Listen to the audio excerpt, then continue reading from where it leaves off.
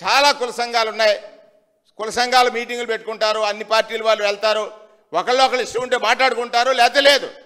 కానీ నువ్వు వేదికెక్కి కులాన్ని దూషించడానికి ఈ వనభోజనాలు అవసరమా? కులాన్ని దూషించడానికి, కులంలో కొంతమందిని దూషించడానికి రాజకీయ పార్టీగా మాట్లాడుకుందాం. నువ్వు తెలుగుదేశంలో ఉన్నావు, నేను వైఎస్ఆర్లో ఉన్నాను. రా చర్చికి, నువ్వేం చేసావు, నేనేం చేశావు అని చెప్తాను. నీకు అమలాపురంలో చెప్పారు కదా, నేను ఇక్కడ గర్జిస్తే ఆ రోజు గవర్నమెంట్ కదిలిపోయి కేసులు తీసేసిందని. నువ్వు గర్జిస్తే కాదు, 24/5/22న నేను ఇచ్చినటువంటి ఉత్తరానికి ప్రత్యుత్తరం ముఖ్యమంత్రి ఆఫీస్ నుంచి వచ్చింది. చూడిది, నీ దగ్గర ఏం ఎవిడెన్స్ ఉంది? పట్రా. ఆ రోజులు కేసులు తీయడానికి జగన్మోహన్ రెడ్డి గారు పెద్ద మనసు చేసుకుని యువత పాడవకూడదని నువ్వు చేసిన పనేమిటి?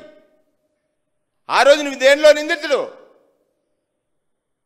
ఇల్లంటికి పోయి ఒక మంత్రి, మాజీ మంత్రి, ఎస్సీ, ఒక బీసీ ఎమ్మెల్యే అంటే ఒక సంఘ విద్రోహకమైనటువంటి చర్య అక్కడ జరిగింది. దాన్ని విచారిస్తారు. విచారించి కేవలం సెట్టుబల్జీలే కాదు, అందులో కాపులు ఉన్నారు, కౌంట్లు ఉన్నారు, రకరకాల వాళ్ళు ఉన్నారు.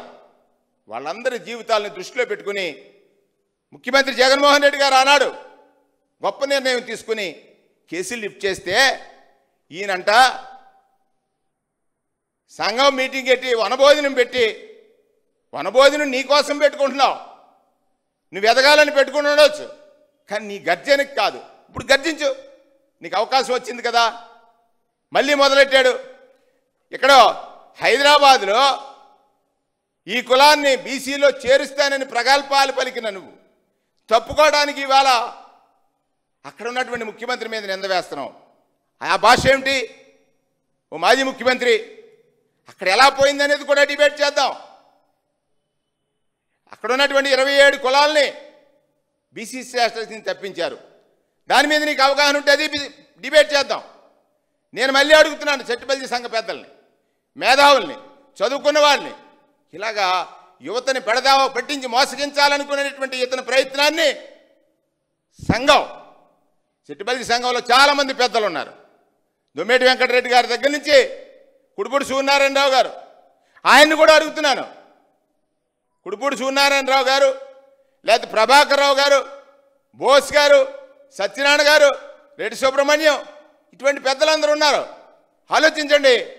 ఇలా ఎంతకాలం నిందలేసేసుకుని నీ మాటలు ప్రజలు వింటున్నారని ఆ బిహేవియర్ ఏమిటి? భాష నేర్చుకో, భాష నేర్చుకో ఫస్ట్. భాషని విడిచి ఇవాళ మళ్ళీ దేశంలో ఎక్కడైనా కొత్తగా నేను విన్నాను, ఆల్రెడీ సెట్టిబలిజా కులం ఓబీసీ స్టేటస్లో 93లోనే చేర్చబడింది. దేశవ్యాప్తంగా ఇన్ని సర్టిఫికెట్లు ఇప్పిస్తాడట.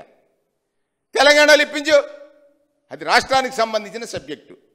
అసలు తెలంగాణలో సెట్టిబల్జీ కులాన్ని బీసీ నుంచి తప్పించడానికి కారకులు ఎవరో చర్చిందామరండి. దానికి కారణం ఎవరు? ప్రేరణ ఎవరు? ఎవరి నిర్ణయం వల్ల అక్కడ సెట్టిబల్జీలకు అన్యాయం జరిగింది? నీవు మళ్ళీ వచ్చి ఒక నాటకానికి తెరదీసి అక్కడెళ్ళేమో 16 జీవో అమలు చేయాలంటావు. 2 రాష్ట్రాల్లో 16 జీవోలో ఏముందో కనీస జ్ఞానం తెలియనటువంటి నీకా కనీసం తెలుసుకోవాలి కదా. తెలుసుకోకుండా లేదా మీ పార్టీ నుంచి ఎవరైనా పెద్దలు లేదా మీ నాయకులు రండి మాట్లాడదాం. ఎవరి వల్ల ఈ కులానికి నష్టం జరిగింది, ఎవరి వల్ల కులానికి లాభం జరిగింది, నువ్వు మాట్లాడేస్తే జనాలు వినేస్తున్నారని నీ ఇష్టానుసారం, నీ దగ్గర సోషల్ మీడియా ఉందని ఇష్టానుసారం ట్రోల్ చేస్తున్నావు.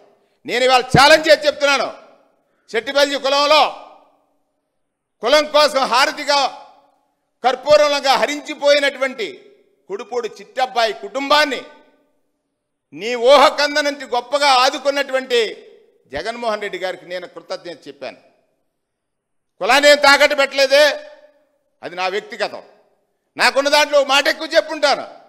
అదేదో పెద్ద ఈయనేదో నువ్వు రోజు చెప్పాను కదా, ఎక్కడికంటే ఎవరు కాళ్ళు అట్టుకున్నా అది చర్చిందాం, అదంతా అది వేదిక కాదంటాను నేను.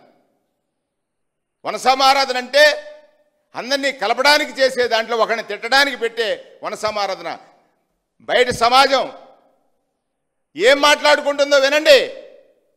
నీకు జనం వచ్చారు, ఈళ్ళ కొట్టారు, కేకలేశారు కాదు.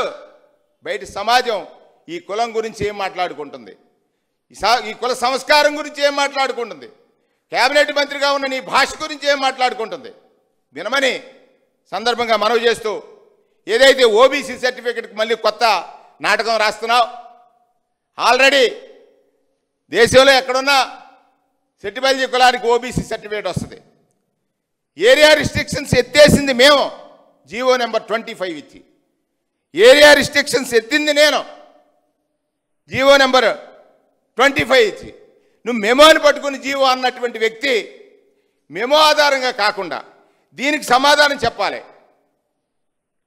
25వ సంవత్సరం జూలై నెల వరకు ఈ సమస్య లేదు. సమస్య కేవలం నీ వల్ల వచ్చింది. సెట్టిబల్జీ కులానికి ముందు గౌడని ఉంచడం, గౌడ తర్వాత సెట్టిబల్జీ కులాన్ని బ్రాకెట్లో పెట్టడానికి కారణం ఈ మంత్రి. నీ నిర్ణయం, నీ మాటలు. దాని మీద చర్చిందాం. ఎక్కడికైతే అక్కడికి వస్తాం. నేను అడుగుతున్నాను మరొకసారి, ఈ సంఘంలో ఉన్నటువంటి పెద్దలు, సంఘం పరపతిని తాకట్టు పెడుతున్నాడు ఈ మంత్రి. ఆ పార్టీ నాయకులు ఆలోచించుకోవాలా. భాష నేర్పండి మీ మంత్రులకి. నాడెప్పుడో వైఎస్ఆర్ కాంగ్రెస్ పార్టీలో మీరు చాలా విమర్శలు చేసేవారు. ఈ భాష ఏమిటి, ఈ మాటలేమిటి ఒకసారి ఆలోచించమంటున్నాను. ఆయన అంటాడు, నేను గర్జించేస్తే మొత్తం. నీకు మంత్రి ఎవరు ఇచ్చారు? సెట్టిబల్జీ కులం ఇచ్చింది అంటున్నావు. సరే ఒకసారి వెళ్ళి చంద్రబాబు నాయుడుతో చెప్పు, మా కులం డిక్లేర్ చేసింది నాకు మంత్రి, కంటిన్యూ చేయనైనా లేకపోతే ఉంచాని. ఎందుకు ఈ మాటలు? చంద్రబాబు నాయుడు గారు కదా ఇస్తా నీకు మంత్రి. రోజు చెప్తావు, ఒక చోట ఒకటి చెప్తావు, ఒక చోట కాపుల వాళ్ళు గెలిచానంటావు, ఒక చోట సెట్టిబల్జీ వాళ్ళు గెలిచానంటావు. ఎందుకు నీవు ప్రాతినిధ్యం వహిస్తున్నటువంటి రామచంద్రపురం నియోజకవర్గంలో సెట్టిబల్జీలకు నువ్వేం చేసావు, నేనేం చేసావు చర్చిందాం రా. నీకు ధైర్యం ఉంటే మధ్యలో పెద్ద మనిషిని పెట్టుకుందాం, అతను నిర్ణయిస్తాడు ఎవరేం చేశారనేది. నీకు మైక్ ఉంది, మంత్రి కాబట్టి ఇష్టానుసారం మాట్లాడితే వినటానికి ఎవరు కూడా సిద్ధంగా లేరు. మంత్రి పరిధిలో మాట్లాడు, మంత్రి భాష మాట్లాడు. ఈ సంఘంలో అనేక మంది మంత్రులు చేశారు. ప్రతి వారి యొక్క భాష సమాజం మెచ్చుకునేలాగుంది. నీ భాష ఇదే పంతులన్న మాట ఇవాళ ట్రోల్ అవుతుంది చూడు. ఏం మాటలవి? నేర్చుకోమని వినయంగా మాట్లాడటానికి. సంఘంలో పెద్దలందరూ మనకంటే ముందు, నాకంటే ముందు, నీకంటే ముందు చాలామంది ఉన్నారు. వాళ్ళందరూ ఒక మార్గదర్శకులుగా ఉన్నారు. మనల్ని సంఘం అంటే బయట వ్యక్తులు మనల్ని చులకనగా చూసేటట్టుగా నీ ప్రవర్తన, నీ భాష, నీ మాటలు ఉన్నాయనేటువంటి వాస్తవాన్ని తెలుసుకోమని సందర్భంగా ఎవరైతే సంఘ పెద్దలు ఇవాళ ఓపెన్ ఛాలెంజ్ చేస్తున్నాను ఈ విషయాల మీద, ఈ కేసులు ఎత్తిన విషయం కానీ, కేసులు ఎత్తడానికి నా దగ్గరికి పెద్దలు ఎలా వచ్చారు, ఆ పెద్దలకు నేనేం చెప్పాను, వాళ్ళు మళ్ళీ విశ్వరూప్ గారి దగ్గరికి, సతీష్ దగ్గరికి ఎలా వెళ్ళారు, వెళ్ళొచ్చిన తర్వాత నేను ముఖ్యమంత్రి గారి దగ్గరికి ఎలా వెళ్ళాను, నేను ఏ లెటర్ పెడితే ఈ కేసులు ఎత్తేశారు, ఇవన్నీ కూడా చర్చిందాం.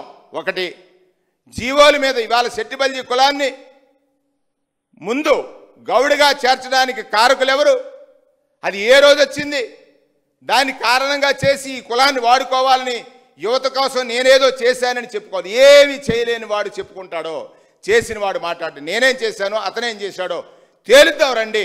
రాజకీయాలు ముఖ్యం కాదు. ఈ కులానికి ఒక గౌరవం ఉంది. ఆ కుల గౌరవం మంట కలిసిపోయేటువంటి ప్రమాదం ఉంది. కాబట్టి ఇవాళ నేను మిమ్మల్ని అప్పీల్ చేస్తున్నాను. తనకి సంస్కారం లేకపోయినా నాకుంది సంస్కారవంతమైన భాష. మాట్లాడినటువంటి వ్యక్తి తన ఒక మీటింగ్ పెట్టుకొని దాంట్లో పలికినటువంటి పలుకులు సమాజంలో ఎవరైనా హర్షించగలిగితే ఎస్ మాట్లాడదాం. ఈ కులం ఇలాగే మాట్లాడుకుంటుందని కాదే, మిగతా కులాలన్నీ కూడా ఈ కులంలో మాట్లాడినటువంటి వారి మాటలకి ఆకర్షితులయ్యారు, చర్చించుకోలేదు, వికర్షించలేదు అని ఈ సందర్భంగా మనవి చేస్తా ఉన్నా.